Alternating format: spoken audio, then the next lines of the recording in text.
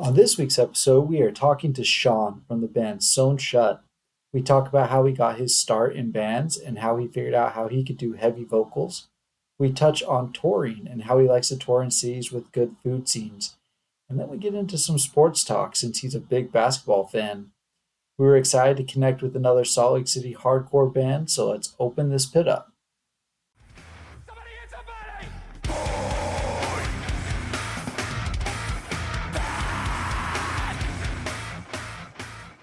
Hey everyone, welcome to this week's episode of the Pit Therapy Podcast. I'm Kyle and I'm here with Trevor, and we are joined with another special guest. We've been super fortunate that people want to talk to us.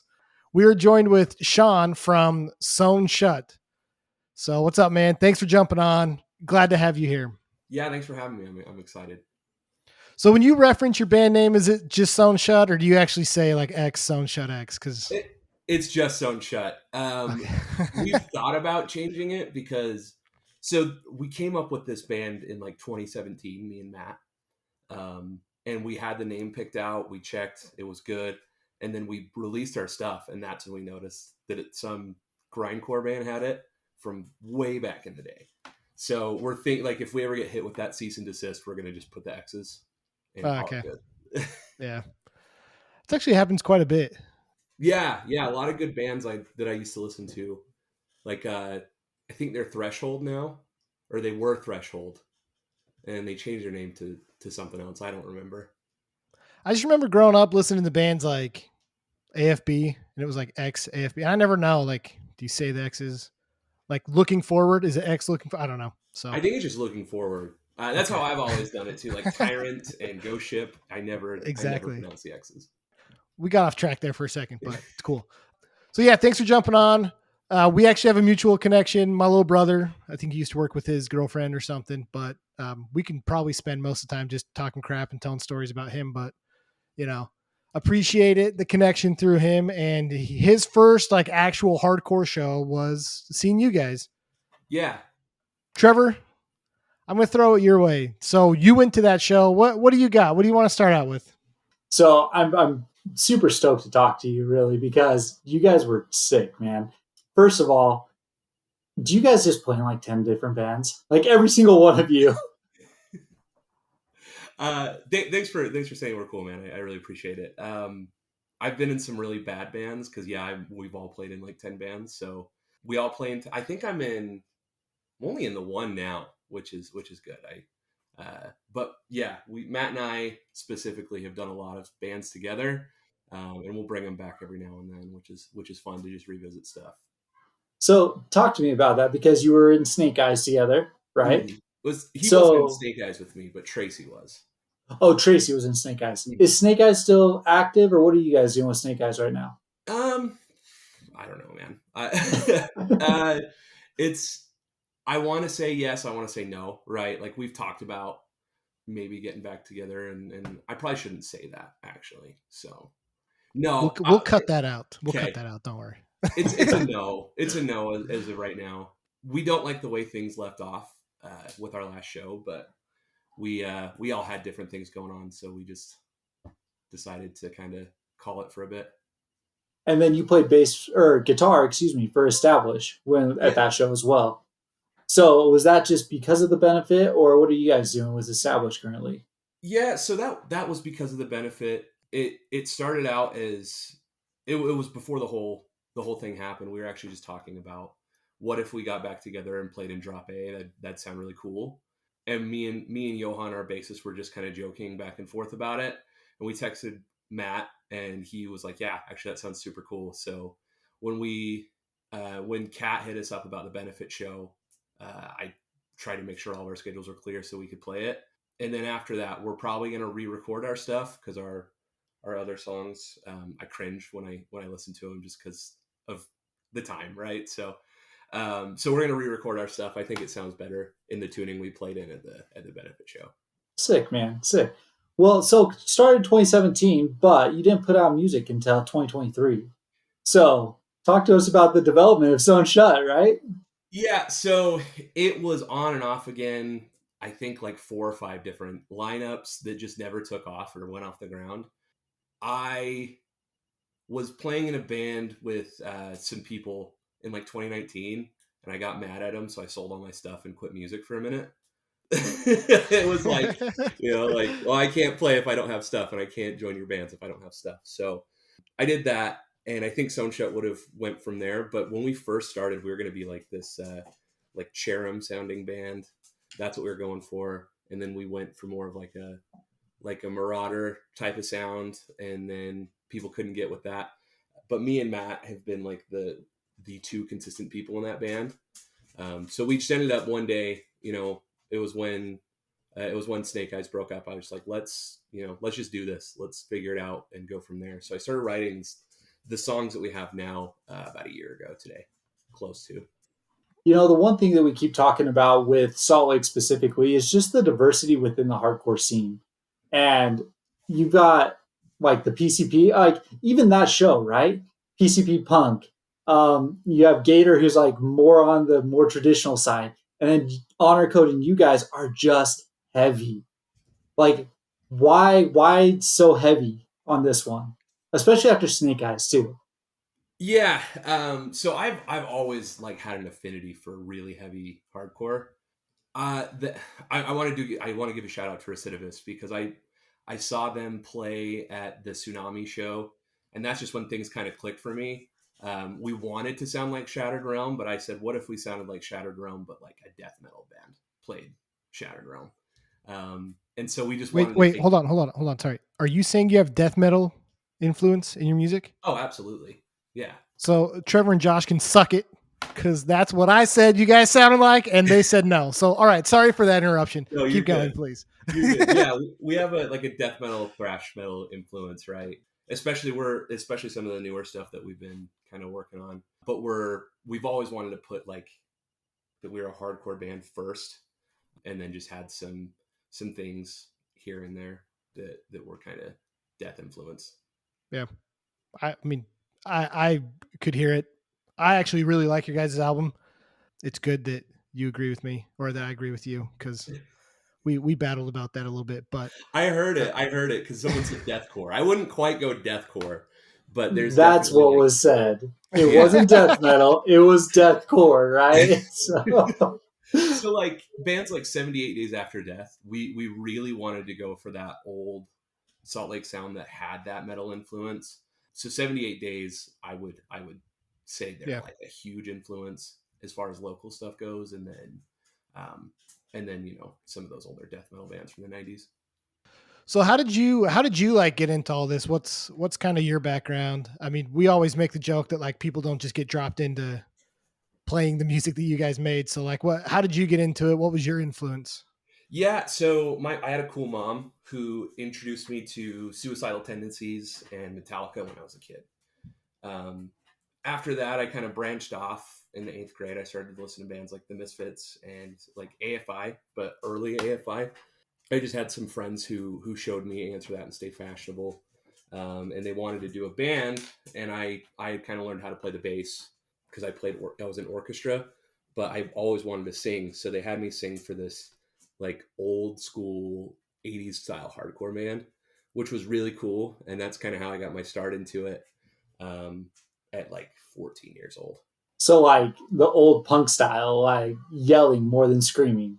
Yeah. So our biggest influence was, AFI, early AFI, Minor Threat, Off, those kind of bands. And then I started to get into heavier stuff in high school, like really corny scene stuff.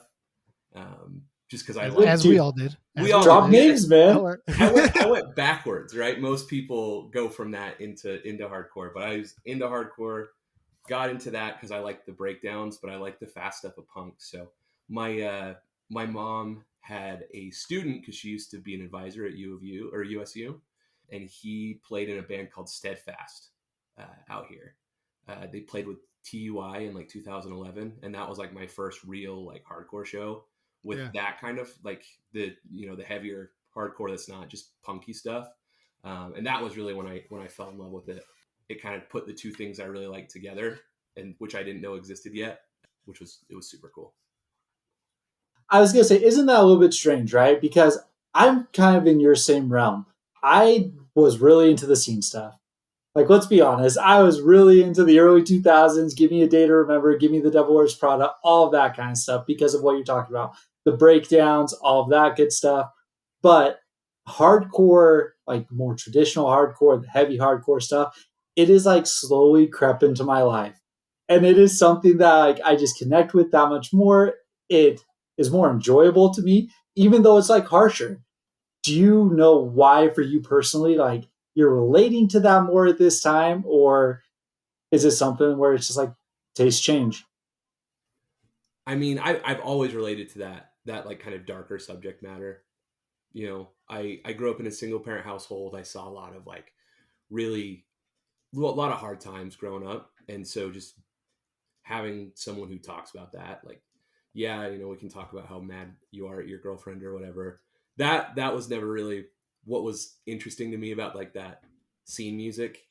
It was all just kind of like struggle and all that stuff. So when I found hardcore and they're talking about like real things, like that's the biggest thing I liked about punk is they were talking about real shit. Yeah. And then I found this, which is like heavier than the punk stuff. It was just it was there, right? So that's what I was into. Yeah, it's interesting because I mean, even just talking about like our how we got into it, it's really funny. Last week we talked to this like old school hardcore band from Texas called Will to Live. The guy's like in his late 40s, and hearing his experience about how he got into music and what drew him to it, even though this was like 25, almost 30 years ago. It's the exact same story that like we're all talking about and stuff too, right? It's that same thing of appreciating music that's real, that has a real message, that's honest and raw, and so it's cool to hear that because there's definitely a time and a place and a need for it. So what's interesting about Salt Lake though, well, I guess just Utah in general, the scene, and I mean, how old are you? I think we're pretty close to the same age, right? Yeah, I'm 31. Yeah. Okay. So we're like, yeah, the same age. So it was really interesting because unless you were like of a generation kind of ahead of us, that like real hardcore wasn't really accessible. I felt like, right? You had to be pretty far down the rabbit hole. I don't know, man. MySpace introduced me to some cool bands that I didn't really know. I just thought they were metal bands because Right.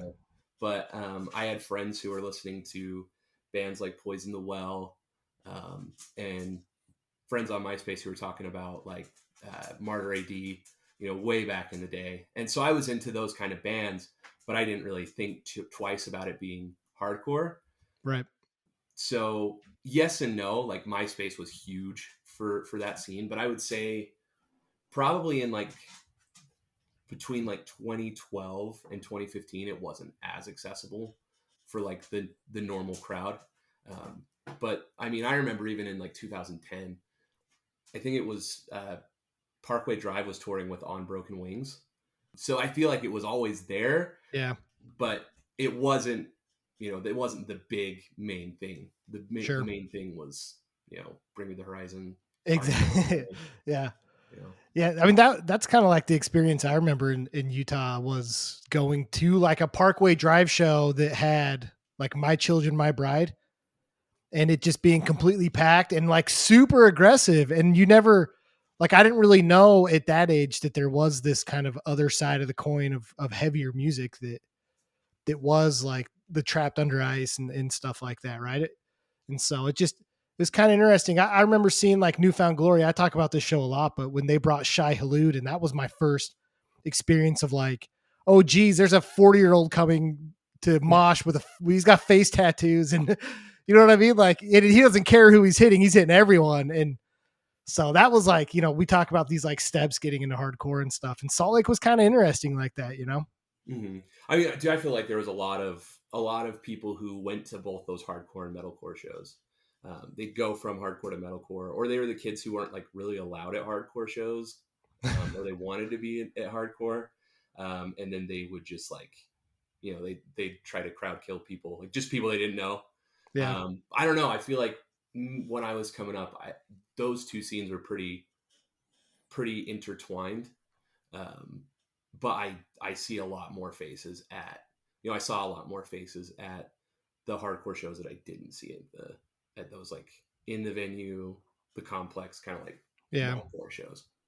Trevor, you want to jump in? Well, I was going to ask you. So I'm just peeking at your background here. You've got an insane sneaker collection back there. That's dope. Yeah. So what do you do in your like free time, or what's like your hobbies and stuff like that? I used to play a lot of basketball. I don't play as much anymore. That was like my main thing for a long time. I had friends who were really annoyed about it because that's all I talked about on Twitter. It's like for the longest time, like that's all I ever cared about. But yeah, I collect the shoes. I love just kind of throwing some flavor with my outfit. I don't know really how it started. I was in high school and I was playing in like Jordan 9s and just kind of took off from there. I stopped for a long time and then started collecting when I got older and like old enough to be able to afford stuff. So are you like a true collector though? Like you have some that you've never worn, or are you like you're gonna wear them? Yeah, I'm gonna wear them, but I do have pairs that I've never worn. Not behind me, but everything that's behind me I've worn. Nice, dude. That's sick. Beats my like $5 shoes from Walmart. Those Shaq brand basketball shoes, man. That's what I'm talking about. Those are so cool. I don't care, man. Those Shaq brand shoes are so cool. Yeah. Are you a big Jazz fan then? No. I am unfortunately a Lakers fan. So. How did that happen? So my mom. I grew up in like I was watching basketball. I started watching basketball in the '90s. Loved Michael Jordan, and then my mom told me like she bought me this Kobe Bryant poster when I was a kid, and it's like him. It's like called it's like the Da Vinci poster where it's like the Renaissance man or whatever. Oh yeah, it's Kobe doing a dunk, and so then I just really like got into watching the Lakers because they had Shaq and Kobe, and it just stuck. You know, I'm not gonna bandwagon. It was just more like that was the team I liked watching, so I just stuck. So are you a Jazz hater or are you just a Lakers supporter? I'm just a Lakers fan. I have no problem with the Jazz. Their fans suck sometimes, but I mean, it's Utah, man, right? They hate me more than anything. Like that's what I've noticed. Dude, it's been so I moved down to Dallas like 4 years ago. It's been such a relief to not have to be a Jazz fan anymore. And I will bandwagon. I don't even care. You can call it what you want. Like I'll bandwagon Mavs and watching Luka because he's the best player in the NBA right now. So I don't know about the best, but he's up there. You guys got Kyrie, which is cool too. I don't know, man. I wish I had like I wish there's a team here that not a team here, but I wish the team here was picking up stars or stars wanting to come out here or trading for stars because it's cool. But I just think that like Mavs were able to land Kyrie because he's not the craziest person in Texas. So that's true. He can lay. He's kind of under the radar here, which he's not going to be anywhere else. So yeah, he can. No one cares if he's vaccinated or not, right? Right. Yeah. If he's going to be a flat earther here in Texas, well, it's pretty flat, you know. So it's just like it goes right along with what he believes. So. What were you gonna say? Nothing. Jared? I was just gonna talk more crap. But so, are you still playing ball then? A little bit here and there. I mean, I shoot around in the driveway, but that's really it. Yeah, I don't know what it is. I just don't get out and do it anymore. I'm out of shape and chubby, and it's just I don't know. I'll shoot around. It's super hard. Well, if you're around Davis County at all, I might hit you up. I might have something for you. Hell yeah! So. Let's do it.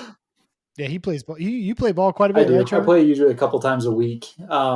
We've got a pretty good group who gets together, but we're usually looking for one or two others. So, yeah, let me know. Well, for sure. Yeah, and take Colton, and then you can just like cheap shot him the whole time. Tell him it's for me. We're about the same size too, so yeah, we can match up. Yeah, have you ever seen? You probably haven't, but I watched him play basketball, and it's not good looking. So. I've never seen him play. we talked about playing when we worked together, but yeah, dude, he was actually like a baller baseball player. He was really good. It's weird saying my little brother's good at anything. But, yeah. So back to your guys' music. I mean, you've played in a bunch of different bands. You kind of had to, live through COVID. I mean, what's changed the most after that? Is it harder? Is it easier doing the local band thing after that, or?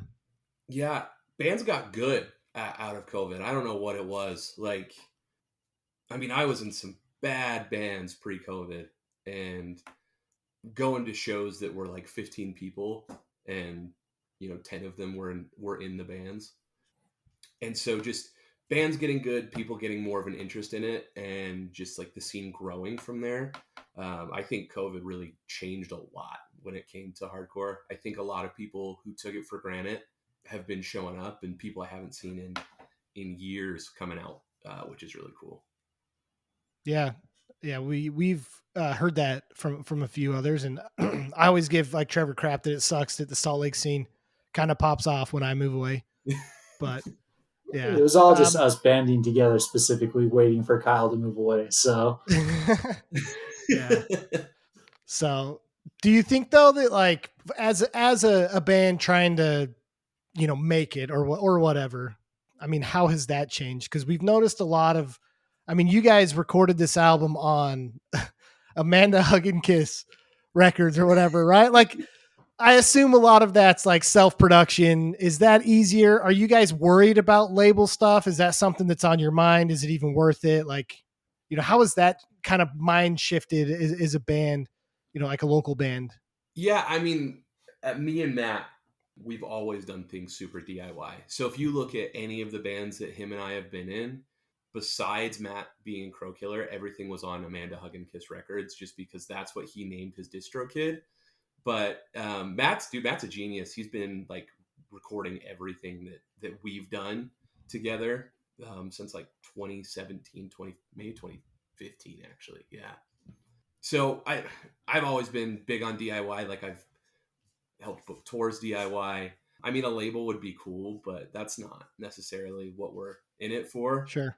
So yeah, I mean, I'd be cool with doing everything DIY for the rest of my life. Like it's just, I do it because I love the scene and I love Yeah. the music, and that's the only reason I've been doing it for as long as I have. So I've been curious about this about Salt Lake because it seems like there's a couple bands starting to wander off, right? Like Absolve's going on their little tour down to Arizona. Mummy is on their way out for a little bit, but a lot of it's local and sticking local. Like, what are the aspirations? Is this just fun and just hanging out on, every other month kind of thing, playing a show, or what is the aspirations for Sunshine? Oh yeah, I mean, like we're going on tour. We're booking it right now, but we're going out in May. But sorry, dude, my dogs. You're all good. But dogs are welcome on the pod. So no, he's whining at me because I'm not paying attention. Mine's right behind me, dude. I'm right there with you. Trevor does the same thing too to me. So but yeah, aspirations, man. Like we're trying to book a tour in May. We're working on that right now. I love and hate touring. Living in a van for a week with like 4 other smelly dudes really sucks. But it's fun going and seeing other places. I don't know. I've always just been into it for like the love of hardcore and the love of just playing. You don't make a lot of money off of it, so that's never why I've been in it. It doesn't make sense to me.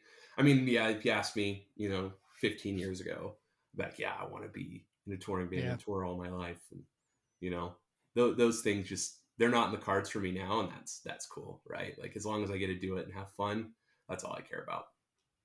It's probably why things like festivals have gotten so big lately too. Right. As I don't think that the tour thing is working for as many people as it used to. So if you had to pick, I guess, a festival, what would, the first festival Stone Shut's playing, what would they do?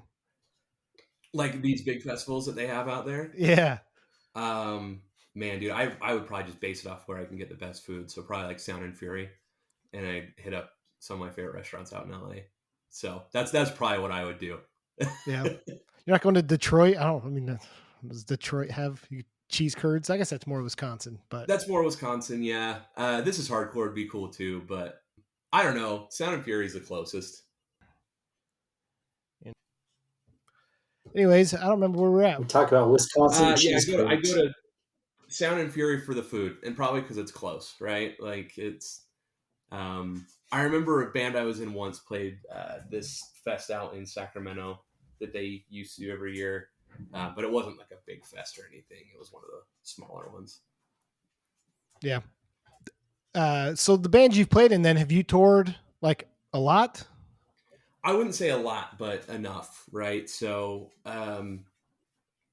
my first band, we went out for a little bit when I was in high school. Then nothing really until like 2015. But I toured. I've toured a bunch in the last 10 years, I'd say. Small weekend warrior runs to like week long runs. Nothing crazy, but yeah, I've done a bit. Yeah.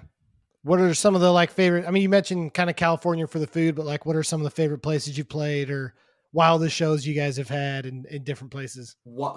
Denver is always cool. Portland is always cool. Being a straight, like playing as in a straight edge band in Portland was really interesting because there was like 4 straight edge kids there. And they were all you guys in the band? No, it was besides us.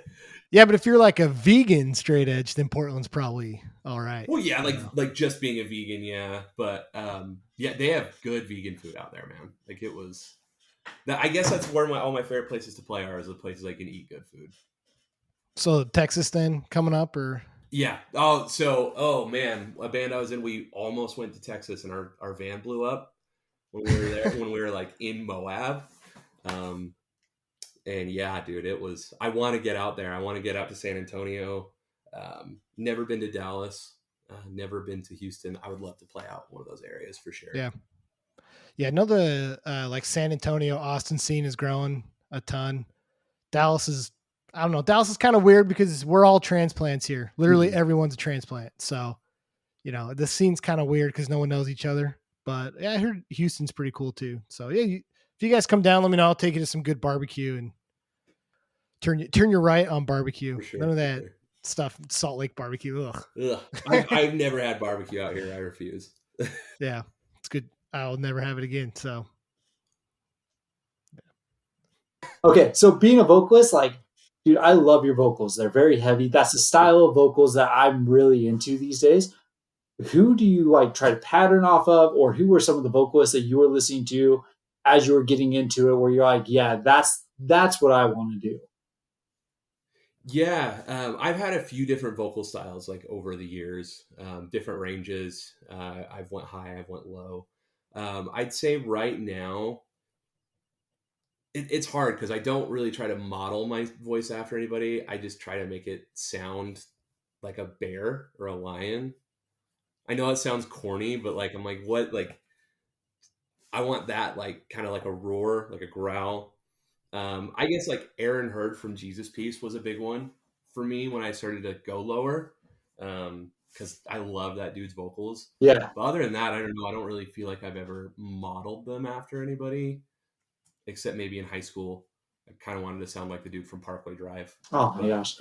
Listen, man, I am a car vocalist all day long, right? And if I could be Winston McCall, I would do that all day. Yeah. So Yeah. freaking love his vocals. And that was actually someone, as I was listening to you guys, I'm like, it's the same heaviness vibe, right? It's not necessarily the same vocals or whatever, but just like it feels different listening to someone with that type of vocal style. And as I was listening to it, like that's the same kind of stuff that I was feeling listening to Stone Shut. And I love it, man. It's so fun. It's so sick. Thank you. Thank you. You've done it all, right? In bands. What do you prefer to do? You're doing vocals currently. You've done guitar. What's your preference? I've always loved doing vocals, but I hate doing vocals at the same time. Like it's so much work.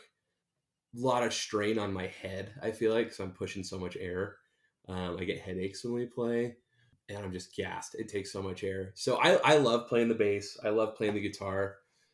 I recently just started playing guitar again, like when Shut started. I just started writing riffs, and that was kind of what got me back into it. But the bass is fun because like I can mess up as much as I want, and no one really notices. Yeah. So I can just like run around like an idiot and have fun. So do you buy into the whole Melissa Cross vocal coach stuff where they're like, this should never hurt you. Like if it hurts you, you're doing it wrong. I believe that because like up until I want to say 3-4 years ago, it did hurt. Yeah. And then I finally started doing it right, and I'm not hoarse after shows. I mean, I don't care if someone's doing it wrong. If it sounds cool, that's all that matters, right? If it sounds cool and you like doing it, that's all that matters to me. But I don't buy into like the warming up stuff. I don't buy into the, all of like the zen of whatever they call it. It's just, yeah, I don't know. You push with enough air, you're not going to hurt yourself, I feel like. Right. I mean, But it's so that's funny. just something that, I remember like hearing about Melissa Cross way back in the day, right? Like early 2000s, mid 2000s. And then she just disappeared. And all of a sudden with social media, she's on with everyone, right? She has Will Ramos from Lorena Shore. She has the guy from Disturbed. I saw, I think, with him, Memphis Mayfire. And all of them are just, she's like, here, do the vocal style right. And he projects or whatever. And she's like, and then do it wrong. Just social yeah, media, man. It's yeah. Is that like super old lady that's trying to coach people how to yep. scream? Okay. There's Yeah, I've this never heard of dude her on before. TikTok that I just came across one of his videos, and he was trying to teach someone how to scream like the guy from Knock Loose, and just started making. Didn't even say that's what he was doing. He said the guy's name and starts going like, oh, like, and dude, I lost it until I realized what he was trying to do. It's crazy. It's crazy how like people learn how to do it and how they teach people. But like everyone learns a little bit differently. But all these guys can. I was just having this conversation. I went to No Care 2 nights ago, and I was sitting there talking to everyone. And I was like, man, deathcore. Everyone is so good at vocals these days. The range that people have, everyone, it's all very similar styles, unfortunately, but the crazy range, like Left to Suffer was there, the super highs, the super lows. That Taylor Barber, he's incredible. No Cure, they were incredible. And then you had Fox Lake on there, who's like a hip hop hardcore band, and they're more of like the traditional hardcore. Well, I shouldn't say traditional, but the current hardcore style. And dude, it's just so fun. I love vocals. I love the differences in all of it, but it is interesting how people think to be able to do the crazy sounds. You know what I mean? Mhm. Yeah, it's just one of those things you got to figure out on your own. I don't know. I'm self taught, so maybe that's like a boomer ass way of thinking. But I don't know. I don't know. I feel like you can sound awful and be doing it right, or you can sound cool as hell and you're doing it wrong. And I think sounding cool as hell is more important. So when was it that you found out you could scream like that, and who was it to?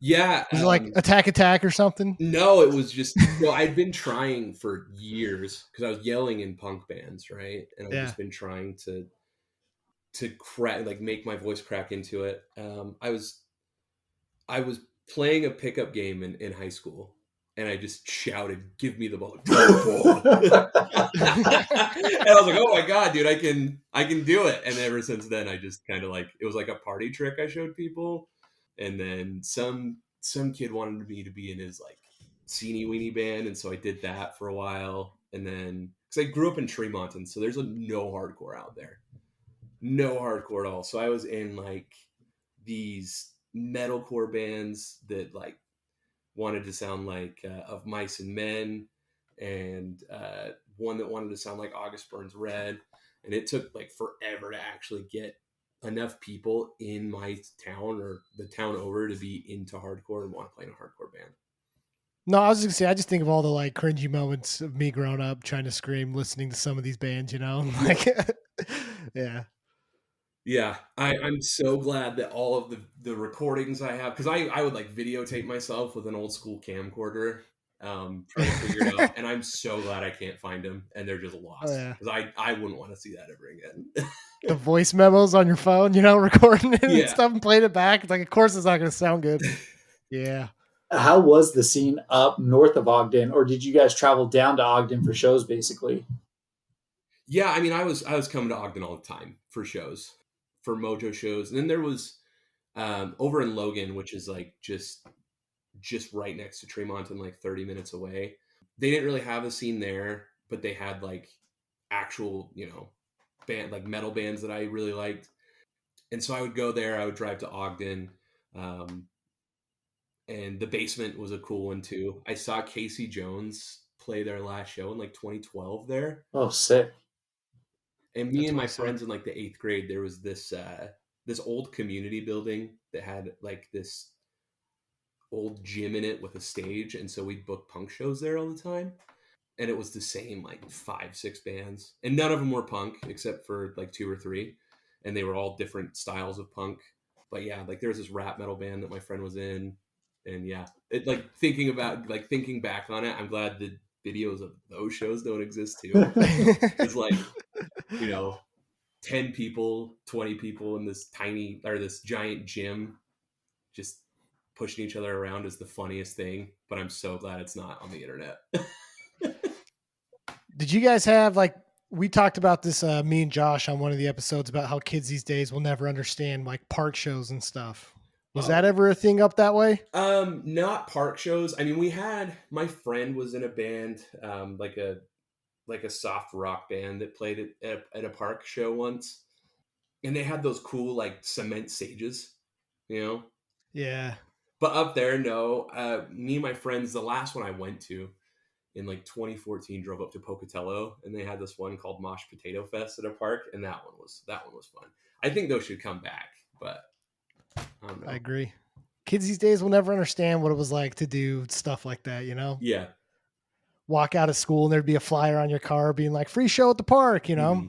Yeah, that was fun. I don't know if like parks are just not cool with it anymore or what. Like, but yeah, that stuff was fun. So this is a question I've like asking people, but like what are some of your guilty pleasure for music? Oh man, I don't have guilty pleasures. I love everything. And I'm super open about it. So from 2018 to 2020, all I listened to was like Drake, Juice World, The Weeknd.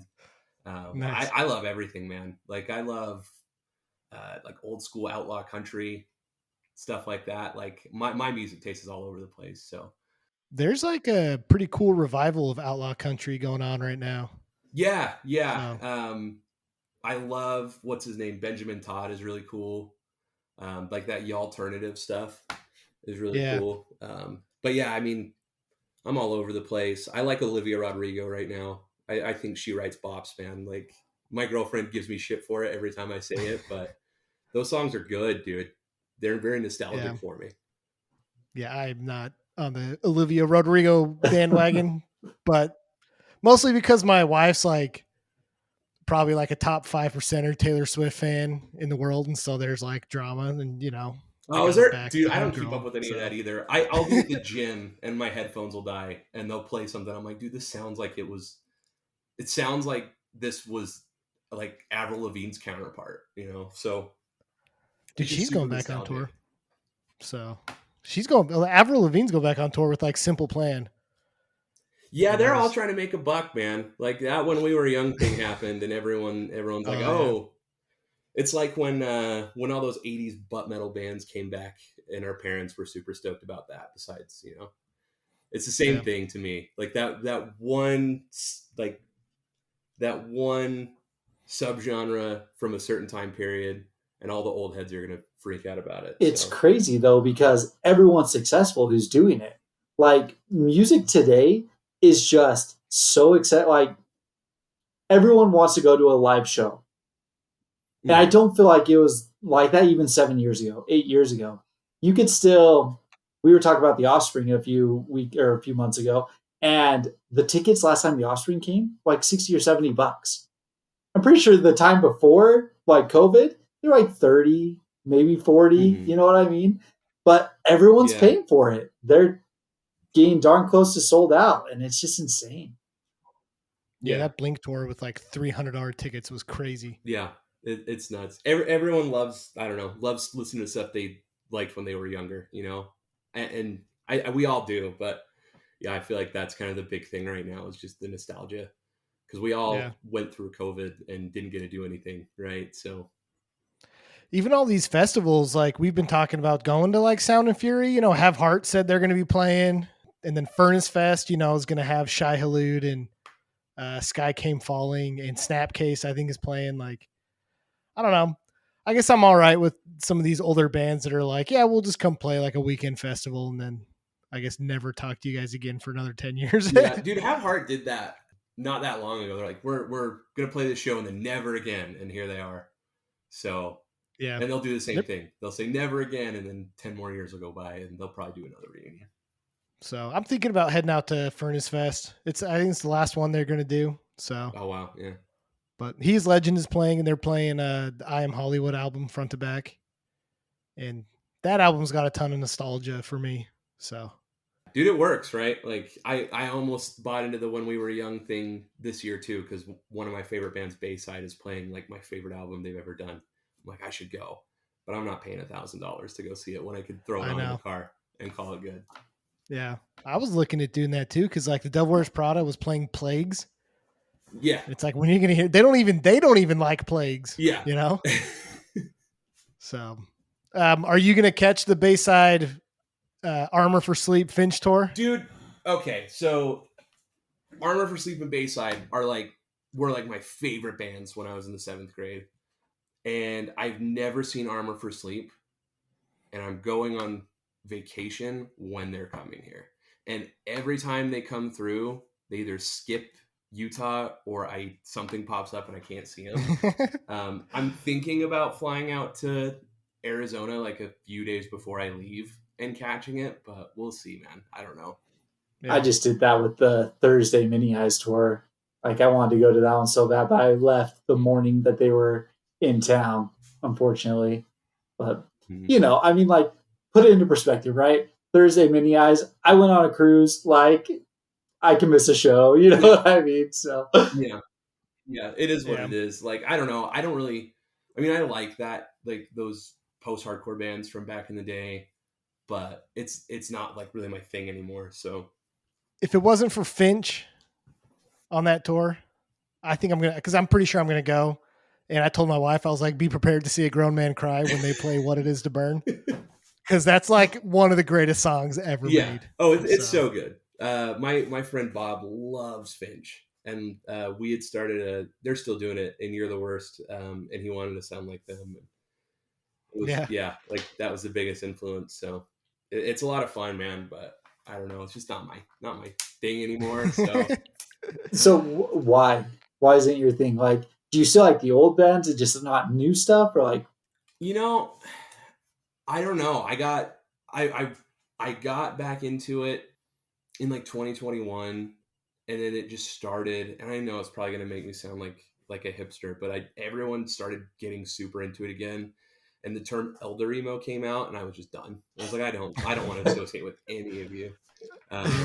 So, and hardcore's always been like my first, heavy music, punk music, hardcore has always been like my first love. So it's just I always find myself going back to it. But yeah, I don't know. It felt so cash grabby with all the bands Yeah. doing it. And I just like, don't care. I gotcha. I still love those older post hardcore bands that like weren't the Hot Topic bands. And I'll listen to them because I don't have to, pay $50 to $100 to see them when they come on tour. They just don't tour anymore. Sure. So it doesn't get ruined for me. Sure. Well, Yeah. I do have another actual question about like how you choose to write music, right? So I listened to an interview with Mugshot back 6, 7 months ago, and the way that their guitarist was describing how he chose to write music, even for the album and stuff, is does it hit in a live setting? So like as you guys are writing, as you guys are putting stuff together, is that at the front of your mind? Or how do you actually think about the structure of the songs, how they're going together, and all of that kind of stuff? Yeah. So typically it comes with me. I write a couple riffs, I bring them to practice, and we flesh out a song. Me and Matt, we've written a lot of music together, and it's always been, okay, let's come with the structure of the song first, and then we'll write parts to it. The biggest thing right now is one of us will write a riff, we'll come to practice with it, and then we'll flesh it out into a full song. Or one of us will come with 4 or 5 riffs that we want all together, and then we put them together. But I like not having to paint ourselves into a corner, and we can take where the riff is going and evolve the song from there, right? So instead of just going, okay, this is going to be a fast part, and then we're going to 2-step, and then we're going to do a fast part again, and then a breakdown. We're playing this riff. Where do you feel like it needs to go next? And that's a really fun way to write. I've never really done it that way, and it just kind of really fleshes everything out, makes the song flow together really well. Yeah. One of the things I thought of when I listened to you guys is there's a lot of, and maybe it's more nowadays, but there's a lot of gimmicky things in hardcore. And I don't know if it's because of some of the popularity of some of these bands like Knocked Loose and stuff, right? But I felt like you guys checked all the boxes that hardcore needed, but it didn't feel gimmicky. It still felt, and maybe it's because of what you're talking about, of the way you wrote it, that it wasn't like, hey, we're just going to do this part to be heavy because now Trevor's gone. Something's going on, dude. It must be the big telco outage that we had recently. Yeah, oh, he's back. There he is. Anyways, so must be because of the way you said that you wrote it, and that's a little different, but you didn't say, like, hey, we're going to do this part and it's going to be heavy just to be heavy, just for people to mosh or whatever. And maybe that's where I got that feeling from, because none of it feels or sounds gimmicky to me, but it still feels like true to the definition hardcore. Yeah. I really think that's the biggest part in it, is when you're writing something, it really should flow, right? You really should, because and the drums add a lot to it. Like Tracy is one of the, if Tracy wasn't in Sewn Shut, it wouldn't sound the way that it does. Yeah, it's crazy how much those little dynamics can change things.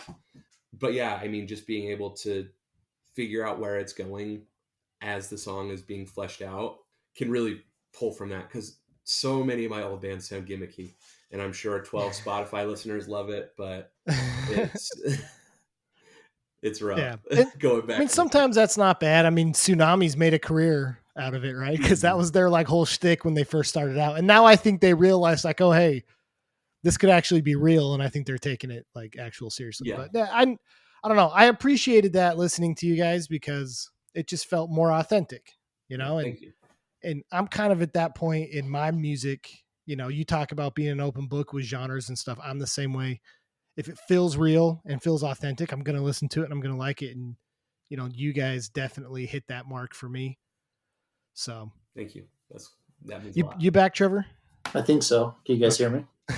Yeah, we can. Yeah. I mean, we all took our turn, right? So, so what's next? What do you guys have coming up? I know a couple shows are booked. You just mentioned the tour in May kind of thing. What do you guys have coming? Yeah. So, we just announced that show that Jaws booked with Apex Predator today. That'll be coming up on 3/18. We've got another one coming up. It hasn't been announced yet. And then we've got that Magnitude show coming up at the end of March. Right now we just finished writing 3 songs, so we're going to start recording those soon. And then we're probably going to release that, sometime in the summer. Just either a split if we can find another band, or just a 3-song demo. But that's really what we've got going on right now. Yeah. How do you guys feel about EPs compared to LPs? Oh, dude, I cool with the EP stuff, or what's that? Sorry. I said, are you cool with the EP route, or are you looking for a more full length in the future? So I love EPs, because I think you can take your 4 or 5 best songs and put them out there. When there's an album, I feel like there's a lot of albums that have fluff. They have songs, they have got tracks on one record, and it's really good. And half the record is just kind of skippable songs. It is what it is. And I have the shortest attention span. I hate sitting down for 30 minutes and listening to something. If I can listen to an EP within 15 to 20 minutes, and it's just all good songs, that's the way to go, in my opinion. Yeah, I'm surprised Trevor didn't jump in there and tell me to suck it, because I'm not an EP fan, but I understand what you're saying and stuff, right? It's just I feel like there's a lot of music we would miss if even the fluff. And listen, I think that EPs actually fit hardcore very well, right? Because I think if you get a full length, I'll put Kubla Khan out there, for example, full length Kubla Khan albums, by the end, you're like, this is song 8. Wasn't this song 2? Yeah. You know what I mean? Yeah. It starts to get a little bit repetitive. But if you have 4 or 5 just solid heavy things where you can hear the sound changes, the differences and stuff like that, it doesn't get repetitive. And it's super cool. And I really think that it lends itself well to especially this style of music. Oh, 100%. Yeah, I mean, like I said, my hardcore kind of ruined my attention span in general. If I hear a song that's like, I know Sunshine, we've got like songs that are 4 minutes, but if I see something's 4 minutes, it's usually a skip for me. Yeah. So it's, yeah, like I just, the long drawn out albums are, it's just not for me as far as hardcore goes. Like, I don't know, I'll listen to a Drake album that has 20 songs on it and I won't skip a single Sure. song, depending on the album. But yeah, when it comes to hardcore, some of my favorite bands have went from putting out an EP to putting out an album, and I just stopped listening to them because I can't focus on an album. I guess that might be like a little change of times too, because I wonder if back then you're just like, no, we need more, I don't know. It's just interesting how EPs have really pushed like their way in more lately. Yeah, and I mean, Compared to people LPs, just but listen to songs now, right? Like when you're yeah, pulling something up, you're pulling up a playlist. So if you got 4 or 5 really good songs on there that'll make their way into someone's playlist, like that's what you want. yeah. But That's a good point. 'Cause yeah, my wife always talks about so and so single, like, oh, they got a good single. That's the only song she listens to. She doesn't know anything else from the rest of the album, mhm. So that's cool. Well, I'm pumped about that show with Magnitude. It's a bummer I'm not here because I freaking love Magnitude Yeah, too. So it's gonna be a real that'll cool be a show. sweet show. Yeah. I think Trevor said he was going to go, and he might be not listening now. No, I'm listening. I think isn't it on the 31st? I Yeah. think it's on Easter Sunday. On Easter. Yeah. I've got 3 little kids at home.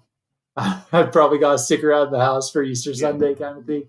So, but I will be there. I will be there on the 18th. That's super sick. I mean, just what Salt Lake's doing right now, it's super cool.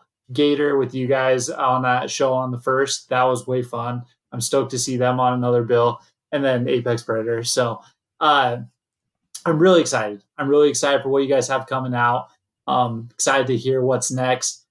I listened to your EP about 3 times tonight, cooking dinner for the family kind of thing. I just put it on repeat. I just listened through, and dude, I love it, man. Thank you. It's super sick. Thank you. I appreciate it. Yeah, we appreciate you coming on. Big Sunshine fans. Hopefully you can make it out to Texas because I will be the first one there. Yeah. So. Hey, if our van doesn't blow up, we'll be there. Just don't come in the summer, then less chance of it catching fire. Yeah. So, yeah. But seriously, man, thanks. And yeah, sorry, Trevor. I was just gonna say, as soon as you guys have something else, let us know. We'll get you back on here. We'll talk about the new stuff, and we'll keep pushing it wherever we can. Cool. Sounds good, guys. Thanks for letting me hang.